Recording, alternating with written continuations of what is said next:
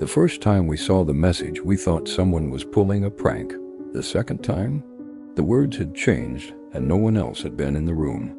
It was supposed to be a peaceful beach vacation, one last trip before school started again. My parents had rented a secluded house on the Outer Banks, the kind of place that looked better in old photos than in real life. Faded shutters, a creaky porch, and a bathroom with fixtures older than my parents' marriage. But it was a 5-minute walk from the ocean and the rental was cheap, so no one complained.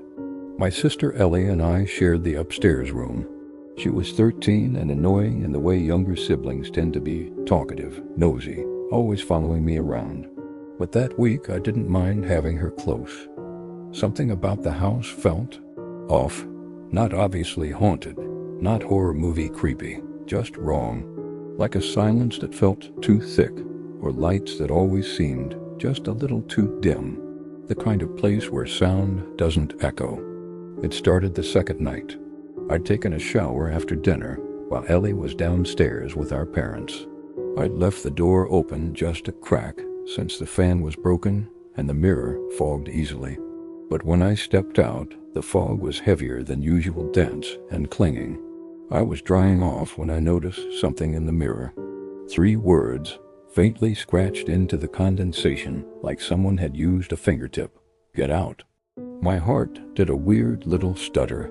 I wiped the mirror clean, nothing underneath, no actual scratches. I figured maybe Ellie had done it earlier when it was fogged up, and I hadn't noticed. I told myself it was a joke. I even smirked a little, imagining her crouched on the counter, whispering, "Get out," like a B-movie ghost. Typical little sister stuff. Later that night, she came into our room after brushing her teeth, her face pale. "Did you write on the mirror?" "No," I said, already knowing what she was about to tell me. There was something there. It said, "Get out." I sat up. I saw that earlier. "I thought you did it." We both stared at each other in silence. Then we went to the bathroom together to check. The mirror was clear. Ellie, ever the brave one, blew warm breath onto the glass. Nothing appeared. We tried to laugh it off. The next night, it happened again. I was brushing my teeth, Ellie right behind me, when the mirror fogged just slightly from the shower our mom had taken. I leaned in first and froze. The message had returned, but now it was different. Where it once said, "Get out," it now read, "Too late." Ellie screamed, and I swear the second she did, the fog pulled away from the mirror, like it was being sucked off by a breath of cold air. The words vanished instantly, but they had been there. We both saw them. Clearly. We ran to get our parents. They didn't believe us, at first, of course. But we dragged them upstairs anyway, breathless and shaking. My dad turned on the hot water, letting the steam fog the glass again.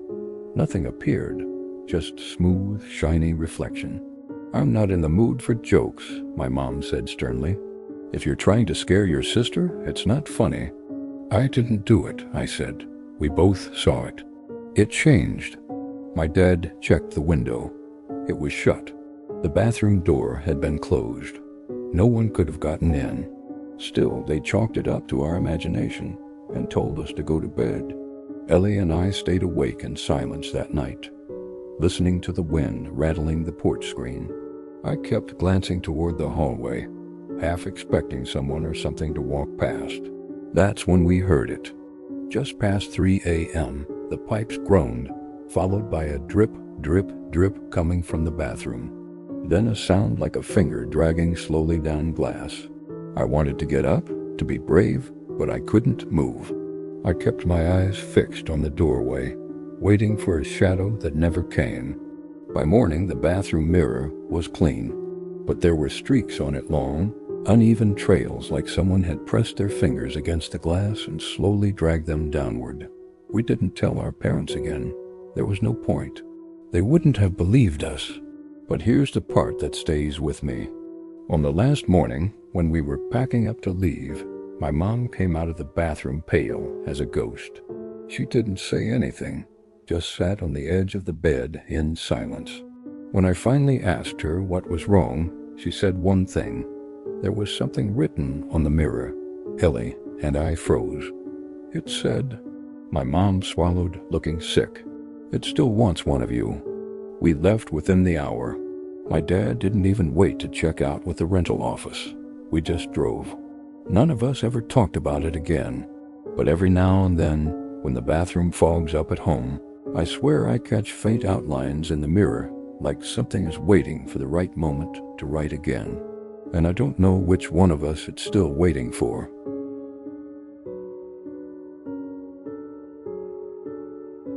We thought the storm had knocked something loose during the night, until we saw the wet footprints leading straight from the beach into our locked living room. It happened last summer during a week-long stay at a rented beach house in South Carolina. My family, me, my parents, and my younger brother Mason had booked the place months in advance. The pictures online showed a cozy, slightly weathered house nestled between sand dunes, just a short wooden path from the water. It was quiet, secluded, the kind of place you go when you want to disconnect. And that's exactly what my parents wanted. The first few days were fine. It rained off and on, but we played board games, grilled, and walked along the beach whenever the clouds cleared. The house had this old, charm-soft, creaky floors, faded sea-themed decor, and the constant sound of waves in the background, like a soft static that never went away. There was a living room with big sliding glass doors that opened out onto a screened porch, and beyond that, the path to the beach. We kept that door locked at night always. But then the storm hit. It rolled in fast on the third night. Thunder cracked so loud it shook the windows, and the wind howled all night long, rattling the porch screens and knocking something, maybe a chair or trash can, over outside. Rain lashed the roof, and the lights flickered a few times before the power finally cut out around 2 a.m. We all woke up tired and irritable the next morning. My dad was the first one up, and I heard him call from downstairs with this strange edge in his voice. Not panicked, not scared, just off. Who left the porch door open last night? I sat up in bed, still groggy. Nobody, I called back. We locked it before dinner. He didn't answer. I came downstairs and found him standing barefoot in the middle of the living room, just staring at the floor. That's when I saw the footprints, wet ones.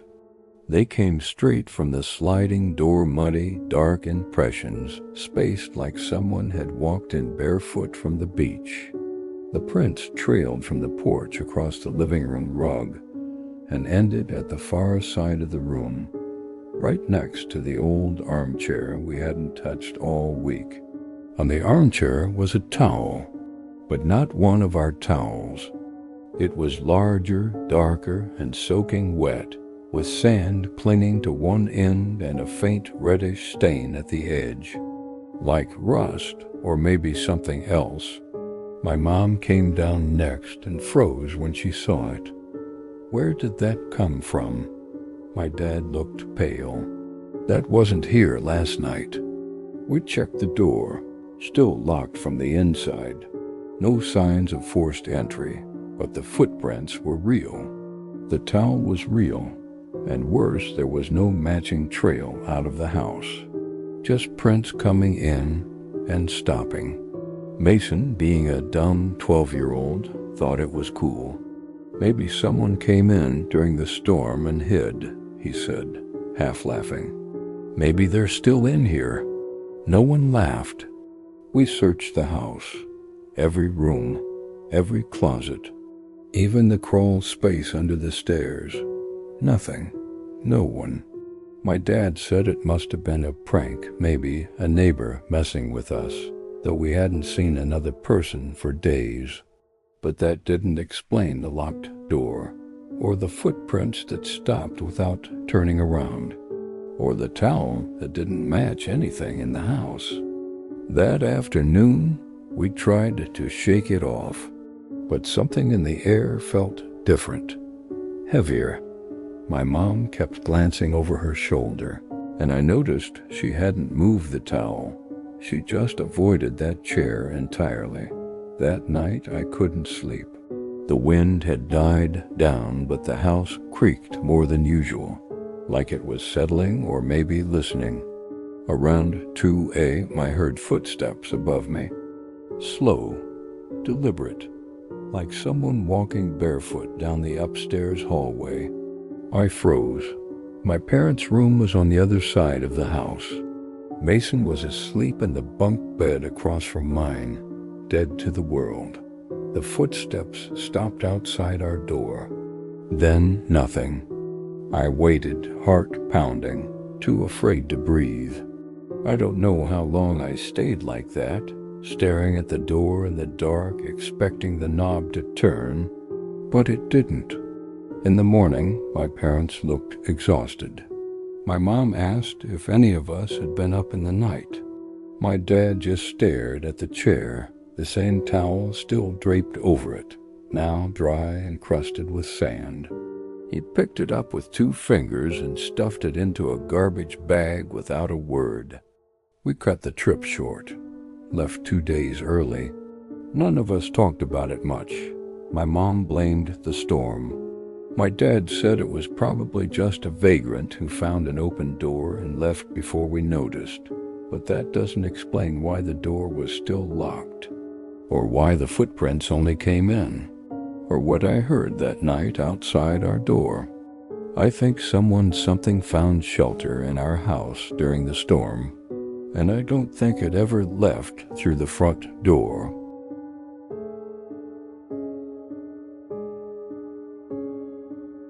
I know for a fact I locked that window. It had only one latch, and it was rusted stiff. It took effort to seal it shut. So explain to me how it was wide open, and how my shoes ended up full of sand. 2 summers ago, I spent a long weekend at my friend Claire's family beach house. It was one of those weather-beaten coastal homes, tucked away behind tall dunes and wind-blown seagrass, with peeling white paint and a wraparound porch that sagged in places. Her parents had owned it since the 80s, but they hadn't visited in years, so Claire invited a few of us down for one last escape before senior year. It was remote, no streetlights, no neighbors for maybe a mile in either direction, and no cell signal once you pass the highway turnoff. Just you, the ocean, and whatever washed in with the tide. There were 5 of us, me, Claire, her boyfriend Jake, and 2 of our friends, Dana and Mark. The house had 4 bedrooms. I ended up in the smallest one at the far end of the hall, closest to the dunes. It had one window that looked out toward the sea, and on that first night I remember standing in front of it, just staring at the waves while brushing my teeth. You could barely make them out in the moonlight, but the sound of them crashing was loud, almost like it was echoing through the walls. Before I went to bed, I latched the window tight. I even jiggled it to make sure it was locked. It was one of those old brass latches, stiff and creaky.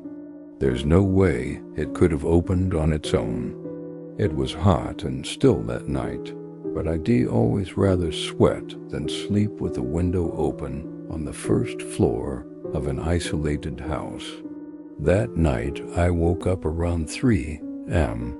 to a change in the air. I mean that literally the room smelled different, damp, like rotting seaweed and cold salt water. I sat up, confused, and that's when I noticed the curtain was moving.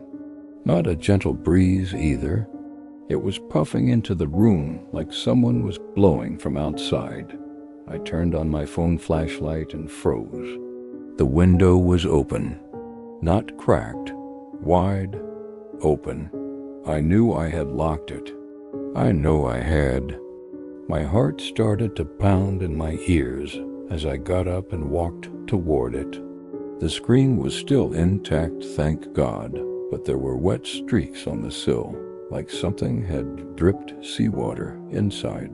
My fingers touched the wood and came back damp.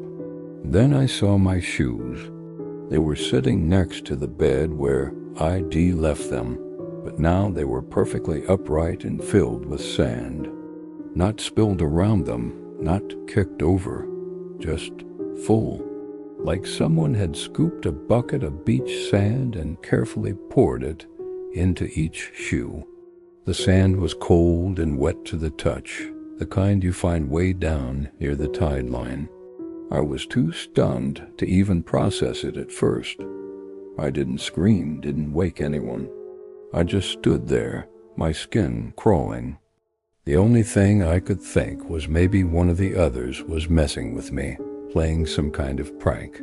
But to do that, they would have had to come into my locked room without me hearing, unlatch a stiff, creaky window, climb outside, scoop sand and fill my shoes without leaving a single grain on the floor.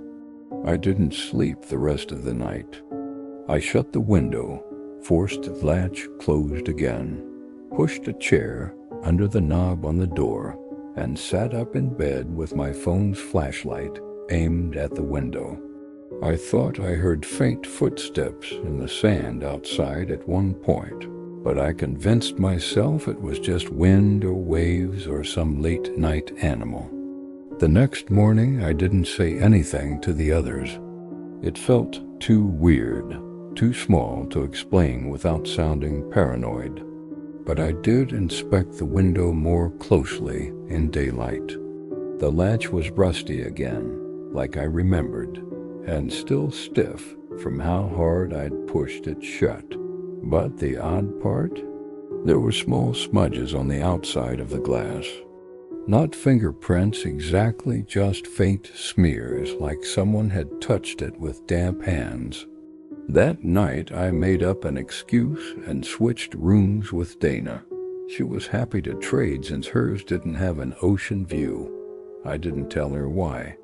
On her second night in that room, she came out pale and trembling at breakfast. She said she'd woken up with the window open too, and she knew she had locked it. But what scared her wasn't just that the window was open. It was what she heard. She swore she heard a soft voice whispering her name from just outside the screen. We tried to laugh it off, said it was probably a dream, but no one wanted to sleep in that room after that. Claire and Jake ended up piling blankets on the floor and sleeping in the living room. Dana bunked with me. Mark slept with the lights on. On our last day, I went for a walk alone down the trail behind the house that led through the dunes. I don't know why, I just felt drawn to it. As I walked along the sand, I noticed something strange.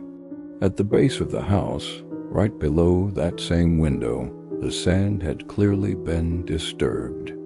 There were footprints, barefoot, adult-sized, but they didn't lead to or from anywhere else, just there, beneath the window.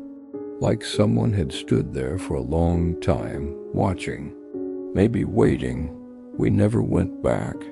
Claire says the house has been on the market since, but no one wants to buy it. She won't talk about what happened that weekend, and honestly, I try not to think about it either. But sometimes, especially when I'm near the ocean, I still catch that same damp, rotting seaweed smell, and it makes my stomach turn. And I always check the windows, twice.